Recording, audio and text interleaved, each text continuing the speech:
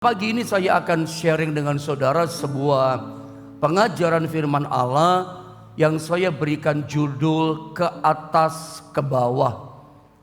Anda tentu bertanya-tanya apa maksudnya judul firman Allah ke atas ke bawah.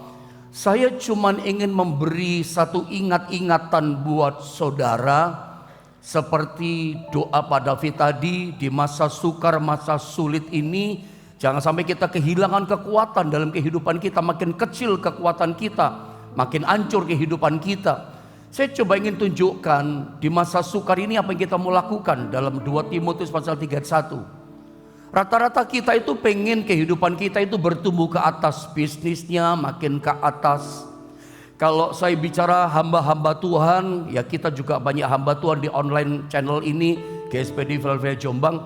Kita pengen pelayanan kita, gereja kita pengen bertumbuh ke atas. Ekonomi saudara, keuangan saudara makin bertumbuh ke atas. Ya rezekinya, omsetnya terus makin tinggi bertumbuh ke atas. Nah, yang saya mau menjadi peringatan buat kita pagi ini, ada banyak kita cuman sibuknya, fokusnya, konsentrasinya hanya pertumbuhan ke atas.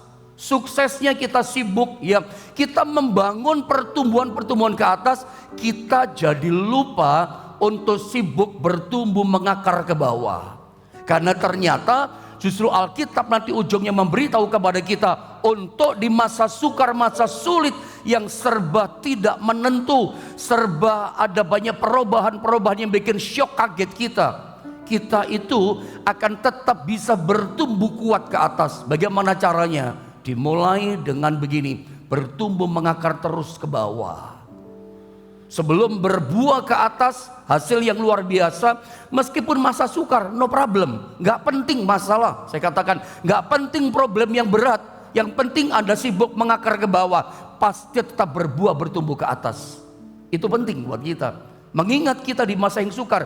Makanya saya kasih gambar di screen saudara, itu orang naik jet coaster. Orang kalau naik jet coaster, pada waktu jet coaster ditumpangi naik ke atas, wow antusias. Begitu turun, nggak antusias. Ya, ketika bicara tentang membangun kehidupan ke bawah, mengakar ke bawah, itu nggak kelihatan. Orang nggak sibuk, orang nggak antusias. Mari pagi ini saya pengen begini mengajar saudara, bergeserlah dalam hal ini. Justru ketika mengakar, membangun ke bawah rohani kita, kedalaman dengan Tuhan, itu yang kita kejar. Anda harus antusias. Membangun kehidupan rohani kita makin dalam dengan Tuhan, Anda harus sibuk untuk itu. Bukan cuma membangun sibuk, bagaimana bertumbuh ke atas. Mari kita lihat ayatnya. 2 Timotius pasal 3 ayat 1. Mari sama-sama kita membaca ayat ini saudara ya. Mari sama-sama kita membaca ayat ini. 2 dan 3. Ketahuilah bahwa pada hari-hari terakhir akan datang masa yang sukar. Saya ingin terangkan dulu ayat ini, tahan. Perhatikan kalimatnya. Saya ingin terangkan dari awal maksud saya. Perhatikan kalimat awal dikatakan ketahuilah. Jadi dari ayat firman Allah ini Tuhan sedang ingin memberitahu kepada kita. Tuhan ingin menginformasikan kepada kita sebuah informasi yang harus kita tahu. Dan informasi yang harus kita tahu ini adalah penting. Informasi tentang apa pendeta? Informasi tentang bahwa pada hari-hari terakhir akan datang masa yang sukar. Tuhan menginformasikan kepada kita, memberitahu kepada kita bahwa kita itu hidup pada masa hari-hari terakhir. Apakah Anda sepakat dengan saya, setuju dengan saya, yang dimaksud dengan hari-hari terakhir di sini adalah akhir zaman. Saudara, Tuhan sedang memberitahu kepada kita bahwa ini informasi penting, pemberitahuan penting buat setiap kita umat Allah, bahwa kita sedang berada di akhir zaman yang ditandai dengan apa kata Tuhan? Akan datang masa yang sukar. Ini tandanya, ya kita hidup di masa akhir zaman ditandai dengan masa yang sukar. Coba Anda lihat screen yang pertama ini. Berapa banyak kita yang meyakini dan mempercayai bahwa kita ini hidup di zaman, akhir zaman ini yang ditandai dengan masa yang sukar. Saudara bisa percaya itu? Yakin itu?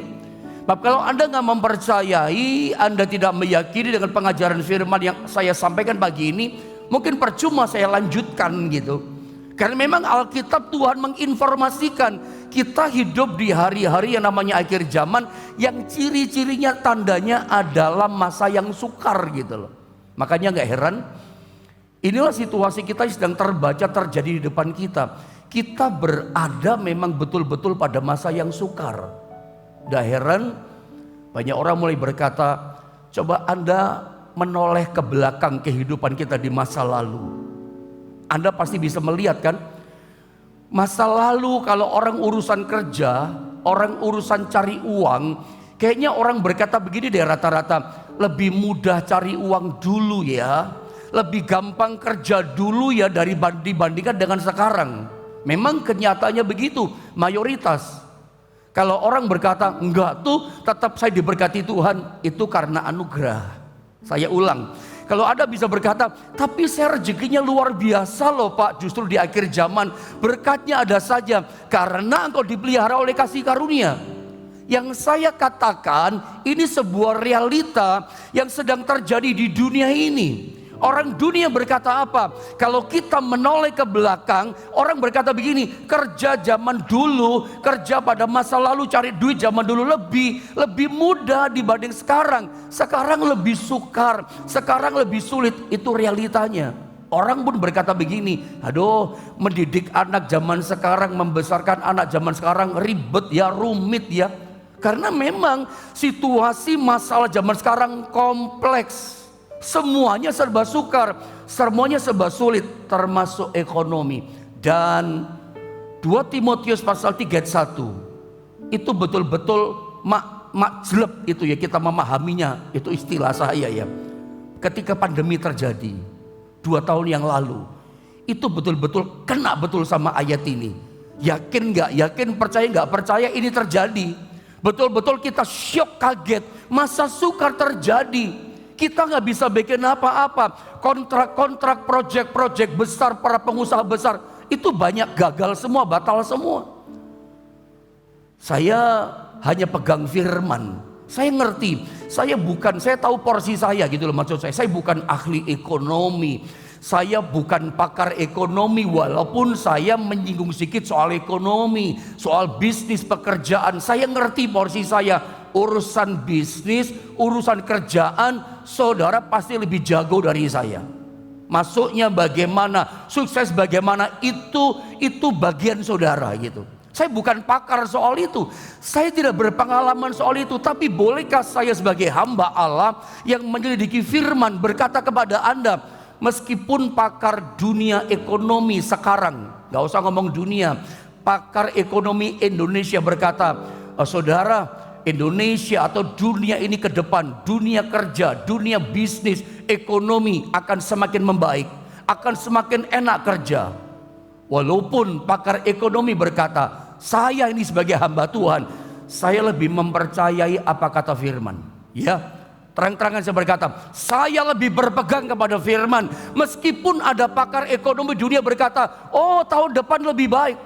Tidak peduli saudara pemodal besar, tidak peduli saudara sudah sukses, usahamu sudah mapan, perusahaanmu sudah bagus profitnya, atau Anda masih merintis, modal masih kecil, ya, Anda mungkin masih dalam tahap berangkat, masih baru berangkat dalam bisnis, atau Anda karyawan, atau Anda pegawai, tetap gak berubah. Saya katakan, mau Anda bisnis besar, Alkitab katakan, Anda jangan mimpi kalau ke depan ekonomi semakin baik. Semakin sulit, kompleks tantangannya. Pandemi itu mengajar kita berat. Tiba-tiba drop ekonomi, tiba-tiba orang minus pemasukannya, tiba-tiba orang yang jaya tiba-tiba jatuh. Itu terjadi loh. Itu ada kurang bukti apa saudara ya? Walaupun ada tafsiran, oh semakin baik, Alkitab sudah katakan bahwa pada hari-hari terakhir akan datang masa yang sulit dan masa yang sukar. Tujuan saya menyampaikan firman Allah ini adalah supaya kita siap. Ya, kalau Alkitab katakan di depan kita akan terjadi masa yang sukar, kalau itu terjadi, kita siap. Seperti ibaratnya di negara-negara maju ya. Saya teringat ketika pernah dengar rombongan jemaat ke Taiwan. Itu ada ramalan cuaca mengatakan akan terjadi hujan lebat. Kita mah santai-santai saja tidak memahami. Tapi saya lihat orang di sana rata-rata bawa payung. Padahal terik matahari cerah. Nggak sampai 1 jam tiba-tiba gelap, hujan deras. Mereka udah siap, negara maju dengan membawa namanya payung. Ya, tujuan saya begini loh, ibaratnya kalau kita tahu musim hujan, jadi kalau tahu musimnya, kita itu siap dengan apa yang kita mau lakukan. Itu maksud saya. Ketika kita tahu apa yang terjadi di depan kita, kita ngerti apa yang kita mesti buat. Makanya lihat screen ini. Ibaratnya kalau kita tahu musim hujan yang akan datang, musim hujan akan datang, atau angin badai akan datang, kita tahu apa yang kita lakukan, kita udah siap. Kalau hujan akan datang, rumah yang bocor kita udah perbaiki dulu. Jangan sampai hujan betul-betul turun, rumah kita kebanjiran, hancur rumah kita, perabot kita yang mahal hancur. Karena apa? Hancur, nggak siap. Itu yang terjadi kalau kita nggak ngerti firman. Atau kalau kita tahu hujan badai akan datang, pohon yang tinggi kita tebang supaya jangan dia roboh kena rumah kita. Atau kalau kita tahu akan ada puting beliung badai yang besar, BMKG mungkin katakan ramalan cuaca, ya kita tidak akan bepergian jauh ke luar kota, luar provinsi, apalagi ke luar negeri, naik alat transportasi yang berbahaya buat kita, misalnya kapal laut atau pesawat terbang, karena cuacanya puting beliung dan badai besar, badai petir misalnya. Kita itu begitu tahu apa yang terjadi di hari depan kita, kita siap dengan apa yang kita lakukan. Ya, sedia payung sebelum hujan. Itu membuat kita akan apa? Terhindar dari semua bencana kesukaran yang ada. Ya, makanya hati-hati. Saya mau katakan dengan situasi zaman. Kalau kita berharap ekonomi dunia semakin baik, itu nggak akan mungkin terjadi. Ayatnya udah berkata. Saya ulang. Saya lebih suka berkata terang-terangan. Saya lebih berpegang kepada firman. Karena firman katakan, Tuhan informasikan sesuatu yang penting. Nanti ujungnya apa yang kita mesti lakukan. Saya mau beritahu sama saudara ini dulu. Contohnya adalah ketika masa sukar terjadi di depan kita, kita udah siap sedia seperti Elia. Karena ketika kekeringan, masa krisis, paceklik pangan, cuacanya terik 3,5 tahun, Tuhan udah ngomong sama Elia, akan terjadi kekeringan. Elia, kamu berangkat ke sungai Kerit, kamu minum dari airnya di sana. Nanti di sungai Kerit aku kirimkan burung gagak, kasih kamu makan pagi dan sore. Semua orang kesukaran Bapak Ibu Saudara. Semua orang mengalami krisis pangan, susah makanya. Tapi Anda lihat, orang yang mengerti situasi di depan, sebelum itu terjadi, dia pergi ke sungai Kerit.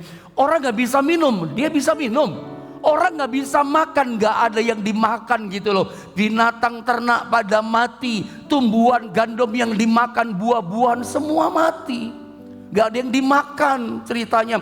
Orang kelaparan keras.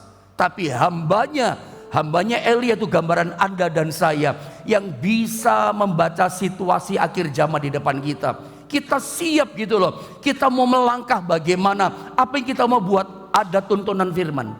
Anda mau pegang yang mana? Kata pakar dunia atau Anda pegang firman? Ini firman memberikan tuntunan. Sebelum kelaparan melanda, Tuhan ngomong sama Elia, pergi ke sungai Kerit. Luar biasa loh. Makanya saya katakan dari awal, kalau ada di antara saudara berkata, tapi saya tetap surplus Pak masa sukar. Engkau seperti Elia. Haleluya. Saudara hidup dalam anugerah. Orang lain kesulitan dalam dunia kerja. Susah cari langganan, susah cari rezeki. Anda tetap dipelihara oleh Tuhan. Kenapa? Anda melakukan tuntunan Tuhan. Ya, Anda berpegang pada firman. Orang benar akan hidup oleh iman. Iman kepada Tuhan itu yang pelihara kita, membuat kita hidup bukan mati. Makanya penting kita siap tahu melakukan apa yang kita lakukan. Udah tahu kok. Makanya saya kasih statement di sini berikutnya. Ketika saya sedang merenungkan ini firman Allah, Tuhan ingatkan saya pada masa-masa pertobatan saya memberikan hidup saya sama Tuhan. Ternyata begini, ketika bicara ini saudara perhatikan, banyak orang yang masa lalunya itu luar biasa, jadi teladan, jadi panutan, jadi pembimbing rohani yang luar biasa menginspirasi. tapi saat ini kandas dan tidak berbekas. Saya ingat pertobatan saya ketika saya mulai melayani Tuhan, belajar melayani Tuhan maksud saya. Tadi malam saya coba berhitung 1, 2, 3 nama-nama orang. Saya gak usah sebutkan namanya. Tapi saya menjadi seperti ini itu karena bimbingan dari beberapa orang. Dari mulai awal saya belajar melayani Tuhan, pada masa-masa itu ada orang-orang saya pikir hebat diurapi Tuhan, luar biasa dipakai Tuhan. Saya meneladani hidupnya, saya pikir pengajaran firman-Nya luar biasa. Tetapi hari ini, sekarang Tuhan izinkan saya beberapa lama yang lalu bertemu saudara ya, dengan orang-orang yang dulunya hebat luar biasa gitu. Tetapi ketika saya berjumpa, kehebatan, urapan Allah, panggilan Allah itu kandas tak berbekas. Tidak ada tanda-tanda dulu dia orang yang diurapi Tuhan. Tidak ada tanda-tanda bahwa dia dulu adalah orang yang dipakai Tuhan dengan tajam menyampaikan firman Allah. Saya pun terbangun rohani saya lewat pelayanan ini segala macam saudara ya. Tapi ketika Tuhan izinkan saya bertemu lagi dengan orang-orang ini yang jadi teladan, jadi motivasi untuk saya maju melayani Tuhan, saya juga syok sebetulnya. Kandas tanpa bekas loh. Tidak ada tanda-tanda urapan Allah. Tidak ada tanda-tanda kehidupan dalam Tuhan yang luar biasa. Tanpa bekas. Harumnya Tuhan udah gak ada. Bahkan sudah jauh dari Tuhan, bahkan tinggalkan Tuhan. Aneh kan saudara ya.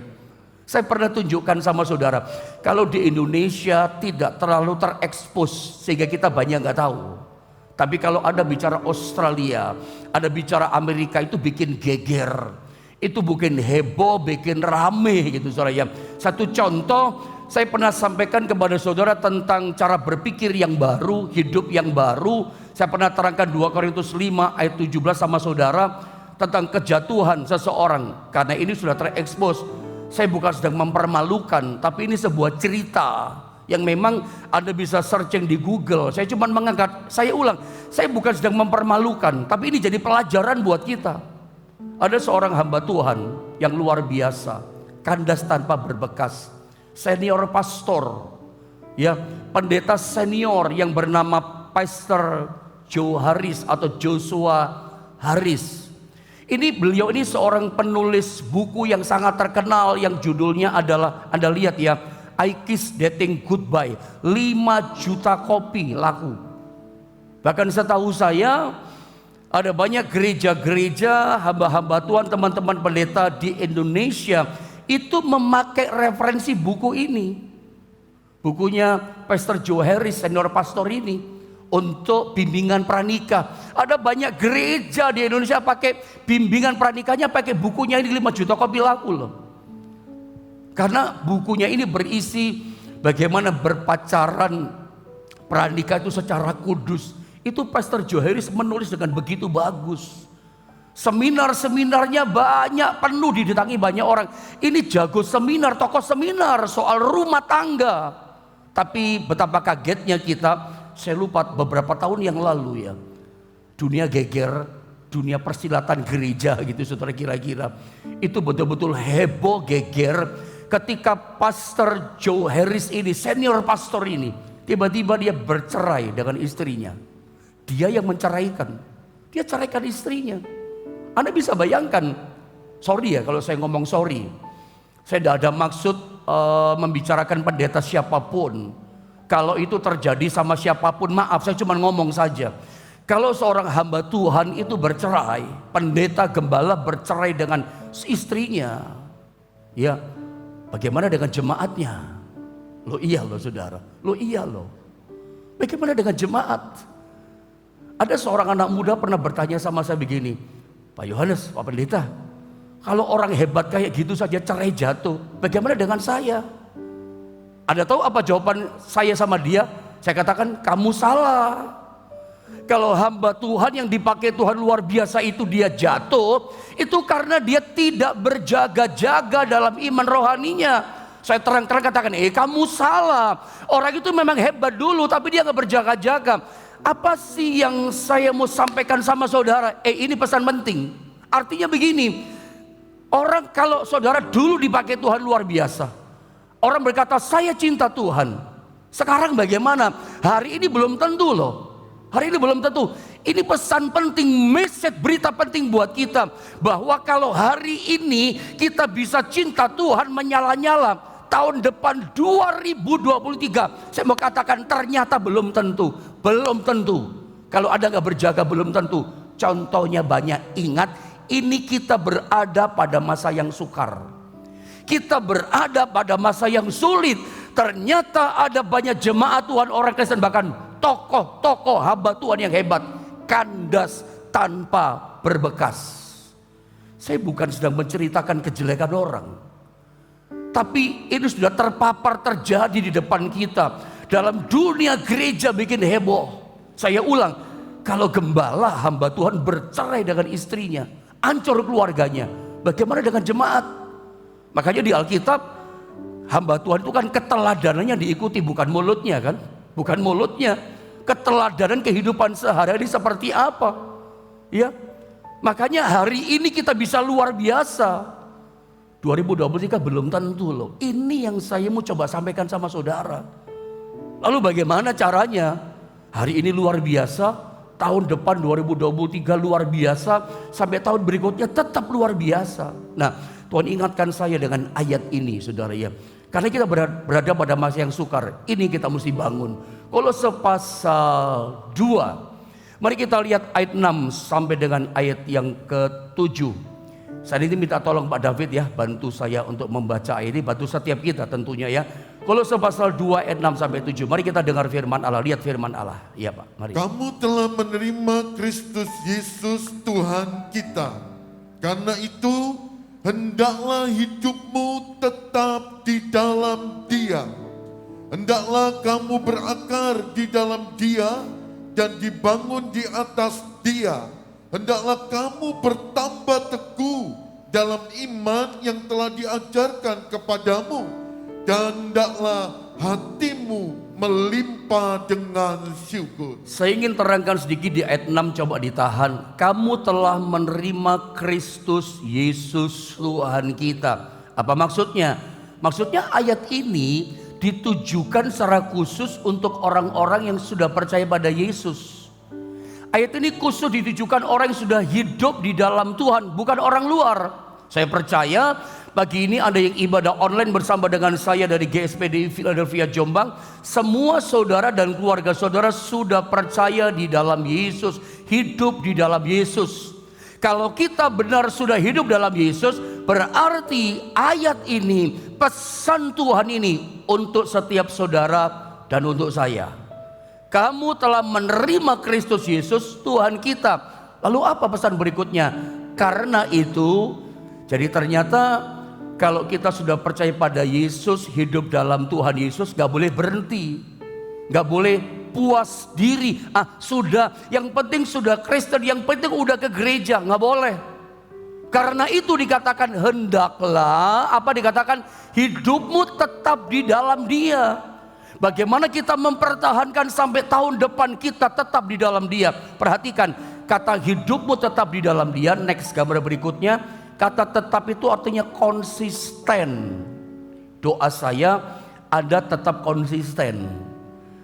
Anda jangan berkata gini, dulu saya luar biasa Pak, dipakai Tuhan. Dulu saya cinta Tuhan Pak, sekarang bagaimana?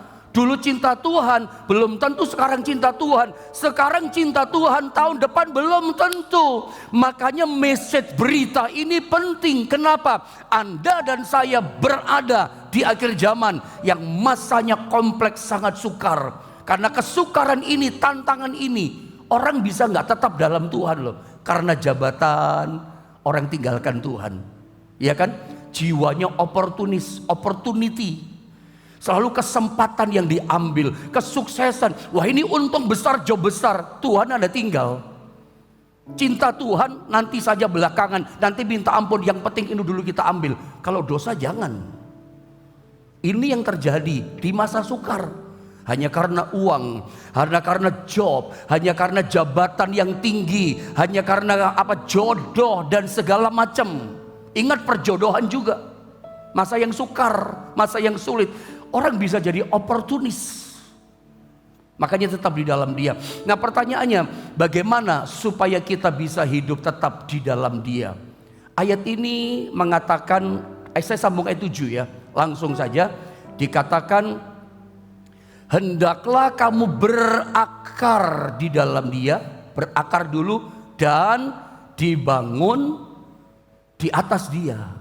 Berakar dulu di dalam, berakar itu ke bawah. Makanya saya kasih tulisan berikutnya, Anda lihat. Tuhan mau sebelum kita membangun ke atas, ya, dibangun di atas Dia, ya, dikatakan Tuhan ingin kita berakar ke dalam dulu, baru ke atas. Saya katakan di awal, banyak orang itu lebih antusiasnya membangun ke atas, sibuknya membangun bagaimana omsetnya makin tinggi ke atas, karena membangun ke atas itu kan kelihatan, orang tepuk tangan, wah hebat, ada sorot lampu, ada pujian, oh dia hebat ya, dia sukses. Makanya orang fokusnya, konsentrasinya, kesibukannya membangun yang di atas. Ini termasuk bicara pelayanan loh. Ada banyak orang kan lebih senang tampil kan, lebih senang khotbah begini, lebih senang mimpin pujian atau pelayanan yang lain. Itu bicara membangun ke atas. Kesuksesan yang dikejar itu membangun ke atas. Orang lupa firman katakan pesannya ini masa sukar. Harusnya kita membangun ke dalam dulu, mengakar. Saya percaya di awal-awal pandemi saya pernah ajarkan sama saudara. Justru masa pandemi itu mengajar keras kepada kita untuk masa pengakaran. Nggak kemana-mana, kita cuma di dalam rumah. Gak ada kerja dalam rumah, itu masa pengakaran loh. Masa penderitaan, kesukaan itu masa pengakaran. Ke dalam, ke bawah. Baru tumbuhnya ke atas. Saudara, kedalaman itu ternyata penting. Kenapa? Menentukan ketinggian. Nah banyak kita maunya tinggi saja, gak mau ke dalam, ke bawah. Justru Tuhan ajar, kalau mau bertumbuh ke atas di masa sukar sekalipun, menghadapi situasi pandemi yang belum selesai, dunia kerja kompleks, kita mulai masuk disebut resesi dan inflasi tahun depan, bahkan sekarang udah mulai terjadi. Apa yang kita mesti lakukan? Tetap mengakar kedalaman ke bawah. Nanti ada baru terus tumbuh ke atas. Coba kita lihat ayat ini ya, Yesaya 37 ayat 31 saudara ya. Saya baca ayat ini, perhatikan. Dan orang-orang yang terluput di antara kaum Yehuda, itulah umat Tuhan, yaitu orang-orang yang masih tertinggal. Siapa yang tertinggal? Tetap ada, tetap terlindungi, terjamin hidupnya tertinggal. Akan berakar pula ke bawah dan menghasilkan buah ke atas.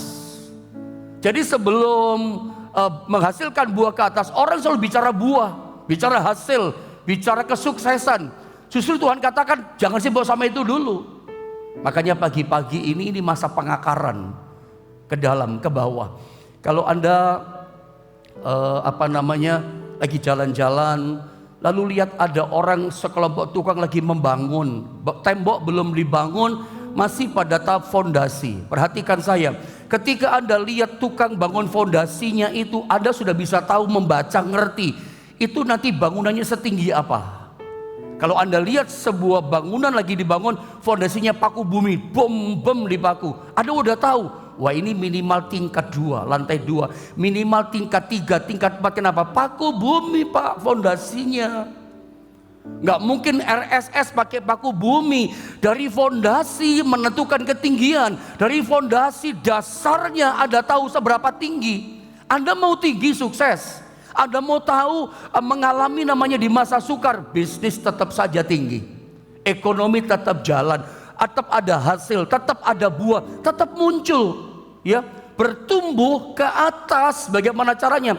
Ke bawah dulu. Nah, makanya sebelum berbuah ke atas, Tuhan mau kita berakar dulu ke bawah. Ya, ayat ini kan yang berkata, hendaklah kamu berakar di dalam Dia dan dibangun di atas Dia. Sebelum dibangun di atas tumbuh, berakarlah dulu ke bawah. Saya ingat ketika saya bicara tentang, saya lupa tema firman Allah apa ya, kepada jemaat di Jombang, itu pengajaran firman hari Minggu saya ingat. Saya pernah kasih gambaran tentang pohon bambu sama saudara, masih ingat gak? Pohon bambu itu salah satu pohon yang kena angin badai yang keras, cuman meliuk-liuk, gak patah. pohon yang lain patah, pohon yang lain bahkan tercabut dari akarnya, nggak kuat menghadapi tantangan kesukaran angin badai, patah, bahkan tercabut. Tapi pohon bambu itu aneh, dia cuma meliuk-liuk, makin kencang anginnya makin meliuk-liuk, dan anehnya nggak tercabut akarnya. Tahukah Anda kenapa pohon bambu kok cuma meliuk menari-nari? Dihantam badai, malah menari di atas badai, malah menari di atas angin yang kencang, menari di atas krisis, menari di atas kesukaran. Kok bisa? Tahukah Anda, pohon bambu itu ternyata sebelum dia bertumbuh nongol ke atas jadi rebung itu, kita tahu. Ternyata dia itu sudah hidup di bawah dalam tanah itu 5 tahunan, 4 tahun sampai 5 tahun. Sudah ada bambu, tapi dia mengakarnya ke bawah dulu. Ada lihat pohon bambu itu luar biasa. 5 tahun awal, 5 tahun pertama, dia cuma mengakar ke bawah, ke dalam, ke bawah, sampai dia merasa kuat di bawah, baru tumbuh rebung ke atas. Itu pohon bambu. Pantesan ketika dia tumbuh ke atas, cuma menari. Anda mau menari di atas krisis, tetap tumbuh. Orang lain tenggelam, orang lain krisis, Anda ngalami kayak Elia. Ada tempat yang namanya kerit. Saya percaya Tuhan sediakan kerit buat saudara. Kerit saya beda dengan kerit saudara. Tapi Tuhan sediakan di usahamu, di pekerjaanmu, di rumah makanmu, atau di apa. Karena di jemaat ini macam-macam ya kerjaannya. Saya nggak bisa sebutkan satu-satu, tambah salah saya. Ada kerit buat saudara. Ada kerit buat saudara. Dipelihara di situ. Anda bisa menari di masa sukar. Kenapa? Anda sibuk, Anda konsentrasi, mengakar ke dalam. Kalau ke dalam sudah kuat, pasti tumbuh ke atas, nggak usah khawatir. Orang benar akan hidup oleh iman. Orang benar akan hidup oleh iman kepada Tuhan. Tuhan akan pelihara saudara. Apa saudara nggak percaya Dia maha kuasa? Dia sanggup lakukan segala perkara. Saya pernah juga kasih gambar ini sama saudara, soal yang kaitan sama barusan tadi. Kenapa orang tidak tertarik membangun akar, bertumbuh ke bawah? Kok gak suka sih yang bawah, yang fondasi? Maunya yang kelihatan, yang tumbuh kelihatan. Kalau mau tumbuh ke atas, bawah dulu. Karena semua orang lebih tertarik membangun ke atas daripada ke bawah. Ada lihat gambar itu? Kelinci, 2 ekor kelinci pamer. Yang sebelah kanan pamer, pohonmu kecil, lihat punyaku besar. Yang kelihatan diutamakan. Tapi eng-ing-eng, gambar sebelah kanannya apa yang terjadi? Ternyata yang pamer kelihatannya besar, itu dalamnya kecil.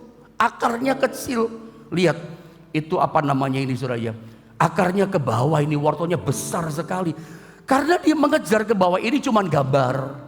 Tapi ini gambaran penting, kejar kedalaman ke bawah, bukan penampakan. Penampakan itu kedua. Pasti bertumbuh kok. Kerit pasti ada buat saudara. Tapi ingat, sibuklah membangun yang di bawah, kedalaman. Pagi ini kita sedang mengakar ke bawah, ke dalam lewat firman Allah. Mengakar iman di dalam Tuhan. Menyembah itu pengakaran. Cari Tuhan itu membangun ke bawah. Jadi Anda gak usah tanya lagi nanti lewat WhatsApp kepada saya. Mengakar ke dalam itu apa? Setiap kita cari Tuhan, kita sedang mengakar ke bawah. Anda berdoa, mengakar ke bawah. Anda mengutamakan pewahyuan, cari firman, Anda mengakar ke bawah, dan seterusnya. Pengakaran itu penting ke bawah. Kalau bawah sudah kuat, otomatis tumbuh ke atas. Tuhan gak tinggalkan saudara. Dia jaminan, warisan buat setiap kita. Ingat, kita berada pada masa yang sukar, masa sulit. Ayo mengakar ke bawah, pasti tumbuh ke atas. Ke bawah dulu yang pertama. Utamakan dia, nomor satukan ke bawah. Tidak usah khawatir dengan yang tumbuh ke atas. Ekonomi saudara semua akan dipelihara oleh Tuhan. Mari kita sama-sama berdoa saudara ya.